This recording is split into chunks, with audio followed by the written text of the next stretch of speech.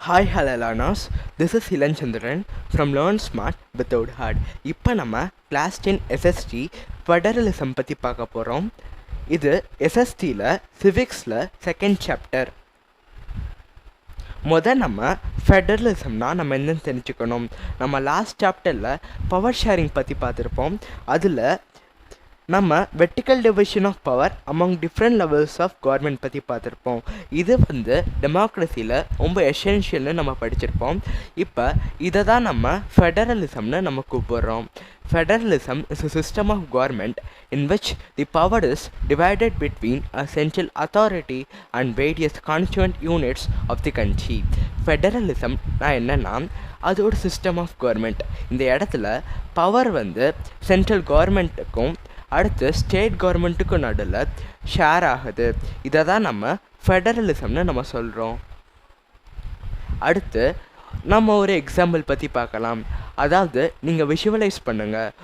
நம்ம 2 கண்ட்ரிஸ் எடுத்துக்கலாம். ஒன்று கண்ட்ரி ஏ, இன்னொன்று கண்ட்ரி பி. கண்ட்ரி ஏல அங்கே உள்ள ப்ரைம் மினிஸ்டர் எல்லாமே அவங்க தான் தனியாக ஆர்டர்ஸை என்ஃபோர்ஸ் பண்ணுவாங்க. அடுத்து ஸ்டேட் கவர்மெண்ட்லாம் அந்த ப்ரைம் மினிஸ்டருக்கு சப்பார்டினேட்டாக இருப்பாங்க. அங்கே ஒரு சைக்ளோன் வருது. அங்கே உள்ள வெதர் டிபார்ட்மெண்ட் இதை மக்கள்கிட்ட சொல்லிட்டாங்க. அங்கே உள்ள மக்கள் எல்லாமே ரொம்ப பயத்தில் இருக்காங்க. இப்போ அவங்க அவங்களோட சீஃப் மினிஸ்டர்கிட்ட போய் கேட்குறாங்க, அதாவது ஒரு சைக்ளோன் வருது, எங்களை அதுலேருந்து காப்பாற்றுங்க அப்படின்னு கேட்குறாங்க. அவர் சொல்கிறாரு, நானாக தனியாக டெசிஷன் மேக் பண்ண முடியாது, நான் வேணால் ப்ரைம் மினிஸ்டர்கிட்ட கன்சல்ட் பண்ணிவிட்டு உங்கள்கிட்ட சொல்கிறேன் அப்படின்னு சொல்கிறாரு. அவர் அடுத்து சொல்கிறதுக்குள்ளே அவங்க சைக்ளோன் வந்துடுச்சு. அடுத்து அவங்க உள்ள நிறையா மக்கள் இறந்து போயிட்டாங்க. நிறைய ப்ராப்பர்ட்டி சேதமாயிடுச்சு. இப்போ இது நம்ம கண்ட்ரி பிக்கு போகலாம். கண்ட்ரி பியில் அவங்க உள்ள ப்ரைம் மினிஸ்டராக தனியாக ஆர்டரை என்ஃபோர்ஸ் பண்ண மாட்டார். அடுத்து அங்கே உள்ள ஸ்டேட் கவர்மெண்ட் எல்லாமே சென்ட்ரல் கவர்மெண்ட்டுக்கு சப்பார்டினேட் கிடையாது. அடுத்து அங்கே உள்ள சென்ட்ரல் கவர்மெண்ட் எல்லாமே ஈக்குவலான பவர் வச்சுருப்பாங்க. அடுத்து என்ன நடக்குதுன்னா, அங்கேயும் ஒரு சிமிலர் சைக்ளோன் வருது. அங்கே உள்ள வெதர் ஃபோர்காஸ்டிங் டிபார்ட்மெண்ட் சொல்கிறாங்க, இந்த மாதிரி சைக்ளோன் வருது. அப்போ அவங்க உள்ள மக்கள் எல்லாமே பயத்தில் இருக்காங்க. அவங்க சீஃப் மினிஸ்டர்கிட்ட போய் கேட்டு, இந்த மாதிரி இந்த சைக்ளோன்லேருந்து எங்களை காப்பாற்றுங்க அப்படின்னு கேட்குறாங்க.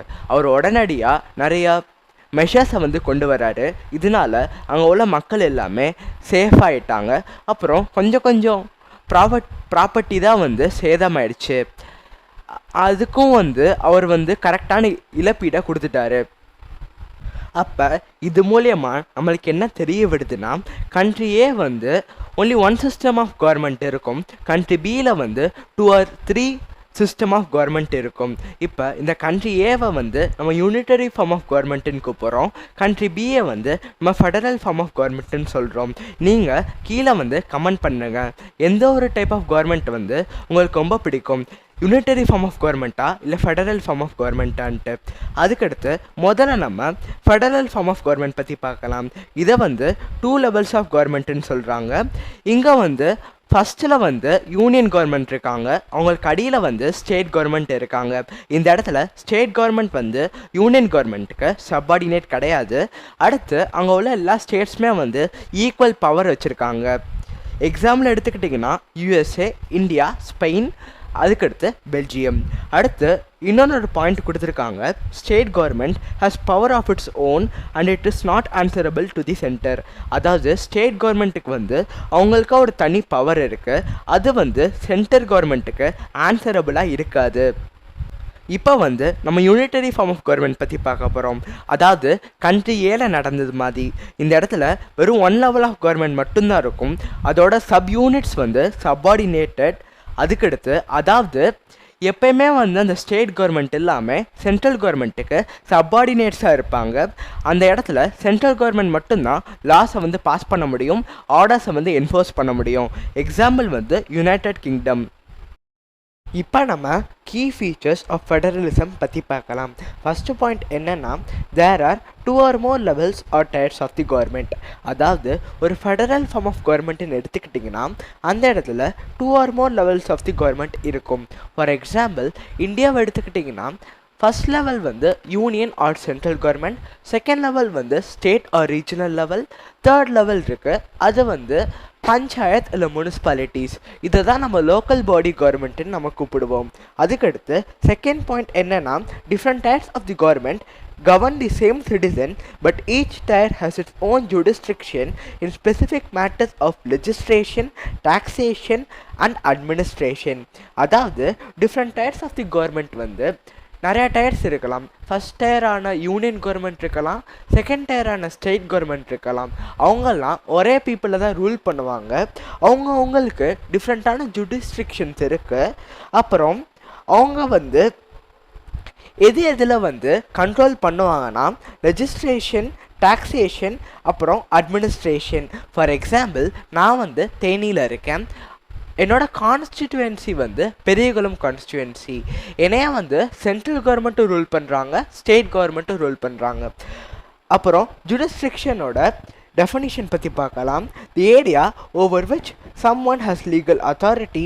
The area may be defined in the terms of geographical boundaries or in the terms of certain kind of subjects. For example, அதாவது ஒரு ஏரியாவில் வந்து ஒருத்தவங்களுக்கு வந்து லீகல் அத்தாரிட்டி இருக்கும். அவங்க எப்படி வந்து அதை ரூல் பண்ணுவாங்கன்னா in the terms of geographical boundaries and in the terms of specific subjects. அடுத்து நம்ம தேர்ட் பாயிண்ட் பற்றி பார்க்கலாம். தி jurisdiction of the respective levels or the tiers of the government are specified in the constitution. அதாவது ஒவ்வொரு டயருக்குமே வந்து அதோட ஜுடிஸ்ட்ரிக்ஷனை நம்ம constitution prescribe பண்ணியிருக்கு. ஃபார் எக்ஸாம்பிள், ஸ்டேட்டுக்கு வந்து இந்த மாதிரி லாஸ் தான் அவங்க என்ஃபோர்ஸ் பண்ண முடியும், சென்ட்ரல் வந்து இந்த மாதிரி லாஸ் மட்டும்தான் என்ஃபோர்ஸ் பண்ண முடியும்ட்டு ஆல்ரெடி நம்மளோட கான்ஸ்டிடியூஷனில் அவங்க எழுதியிருக்காங்க. அடுத்து நம்ம அடுத்த பாயிண்ட் பற்றி பார்க்கலாம். Court have the power to interrupt the constitution and the power of different levels of the government. Court வந்து கான்ஸ்டிடியூஷனை இன்டரப்ட் பண்ணுறதுக்கு ரைட்ஸ் இருக்குது. அதுக்கடுத்து அவங்க வந்து இப்போ ஃபார் எக்ஸாம்பிள் எடுத்துக்கோங்க, நம்ம நாட்டில் காவேரி பிரச்சனை வந்துச்சு. அப்போ கர்நாடகாவுக்கும் தமிழ்நாட்டுக்கும் நடுவில் கான்ஃப்ளிக்ட் அரைஸ் ஆச்சு. அதை யார் வந்து சால்வ் பண்ணாங்கன்னா கோர்ட்ஸ் தான் சால்வ் பண்ணாங்க.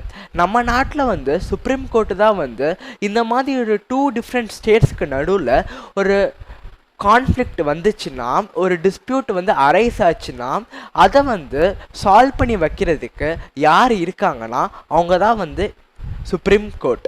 இந்த சுப்ரீம் கோர்ட் வந்து அம்பையர் மாதிரி ஆக்ட் பண்ணுறாங்க. அடுத்த பாயிண்ட் பற்றி பார்க்கலாம். அது என்னன்னா, sources of revenue for each level of government are clearly specified to ensure its financial autonomy. அதாவது ஒவ்வொரு லெவல் ஆஃப் கவர்மெண்ட்டுக்கும் சோர்சஸ் ஆஃப் ரெவன்யூ தேவைப்படுது. அது எப்படின்னா, அது வந்து எதுக்காண்டினா to ensure their financial autonomy.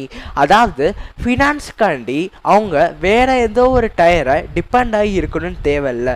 For example, நம்ம ஸ்டேட்டில் வந்து ஏதாச்சும் ஒரு லா என்ஃபோர்ஸ் பண்ணணும், ஏதாச்சும் ஒரு மெட்டீரியல்ஸ் வாங்கி போடணும் அப்படின்னு நினச்சாங்கன்னா, ஃபார் எக்ஸாம்பிள் இந்த கொரோனா காலகட்டத்திலே நிறைய வென்டிலேட்டர்ஸ் அந்த மாதிரி ஸ்டேட் வந்து சென்ட்ரலுக்கு டிமாண்ட் பண்ணுறாங்க. அவங்களுக்கு இதே அந்த காசு இருந்துச்சுன்னா அவங்க ஃபினான்ஷியலாக அவங்களே அதை வாங்கிக்கலாம், யார்ட்டையும் டிபெண்டாக இருக்கணும்னு தேவையில்லைன்னு கொடுத்துருக்காங்க. அதுக்கடுத்து என்னென்னா, the federal system thus has dual objectives to safeguard and promote unity of the country. அப்புறம் இந்த ஃபெடரல் சிஸ்டம் வந்து நிறைய அப்ஜெக்டிவ்ஸை ஃபாலோ பண்ணுறாங்க. எதுக்காண்டினா சேஃப்கார்ட் பண்ணி ப்ரொமோட் பண்ணணும் யாருன்னா யுனைட்டி ஆஃப் அ கண்ட்ரியை. அதாவது ஃபெடரல் கவர்மெண்ட் வந்து யுனைட்டி ஆஃப் அன் கண்ட்ரியை ப்ரொமோட் பண்ணுறாங்க. அதுக்கடுத்து இதில் வந்து 2 ஆஸ்பெக்ட்ஸ் இருக்குது. அது என்னென்னா, crucial for the institution and practice of federalism. 2 aspects என்னென்னா, crucial for institution and practice for federalism. அதுக்கடுத்து government at different levels should agree to the some rules of power sharing. அதாவது கவர்மெண்ட்டில் உள்ள டிஃப்ரெண்ட் லெவல்ஸ் வந்து power ஷேரிங்கை கண்டிப்பாக accept பண்ணணும்னு கொடுத்துருக்காங்க. அடுத்த டாபிக் பற்றி பார்க்கலாம்.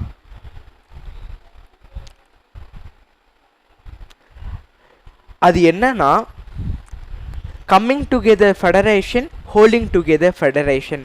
அதுக்கு முன்னாடி நம்ம ஃபெடரலிசமோட அப்ஜெக்டிவ்ஸ் பற்றி பார்க்கலாம். அதான் நான் சொல்லியிருந்தேன்ல, to safeguard and to promote the unity of one country and accommodate regional diversity. இதுதான் அப்ஜெக்டிவ்ஸ் ஆஃப் ஃபெடரலிசம். இப்போ நம்ம difference between coming together federation, holding together federation பற்றி பார்க்கலாம். அது என்ன coming together federation, holding together federation கேட்டிங்கன்னா, coming together ஃபெடரேஷன்னா என்னென்னா, இண்டிபெண்டன்ட் ஸ்டேட்ஸ் வந்து டுகெதர் ஆகி அவங்க வந்து ஒரு பிக்கர் யூனிட்டை ஃபார்ம் பண்ணுவாங்க. ஃபார் எக்ஸாம்பிள், நீங்கள் யுனைடெட் ஸ்டேட்ஸ் ஆஃப் அமெரிக்கா எடுத்துக்கிட்டிங்கன்னா, அங்கே வந்து டிஃப்ரெண்ட் ப்ராவின்ஷியல் கவர்மெண்ட் இருக்குது. அந்த கவர்மெண்ட்லாம் வந்து யுனைட் ஆகி அவங்க ஒரு பிக்கர் யூனிட்டாக மாற்றுறாங்க. அந்த இடத்துல பார்த்துக்கிட்டிங்கன்னா, யூஎஸ்ஏல வந்து ஒவ்வொரு ஸ்டேட்டுக்குமே வந்து அவங்களுக்கு தனியாக சாவரைனிட்டி இருக்குது. அது என்ன சாவரைனிட்டின்னு கேட்டுக்கிட்டிங்கன்னா, அவங்களுக்காக தனியாக வந்து ஆட்சி பண்ணுறதுக்கு ரைட்ஸ் இருக்குது. அதுக்கடுத்து அவங்க வந்து வேறு யாரையும் டிபெண்ட் ஆகி இருக்கணும்னு தேவையில்லை. அடுத்து அங்கே உள்ள எல்லா ஸ்டேட்ஸுமே வந்து ஈக்குவல் பவர் இருக்கும்.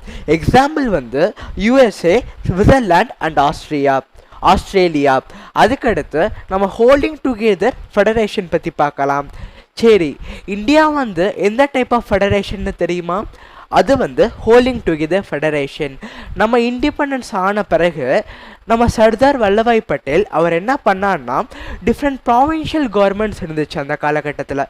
Madras presidency, Bombay presidency, Calcutta presidency, அதுக்கடுத்து நிறையா ரீஜனல் டெரிட்டரிஸ் இருந்துச்சு. ஃபார் எக்ஸாம்பிள் நிசாம்ஸ் டெரிட்டரி, அதெல்லாம் இருந்துச்சு.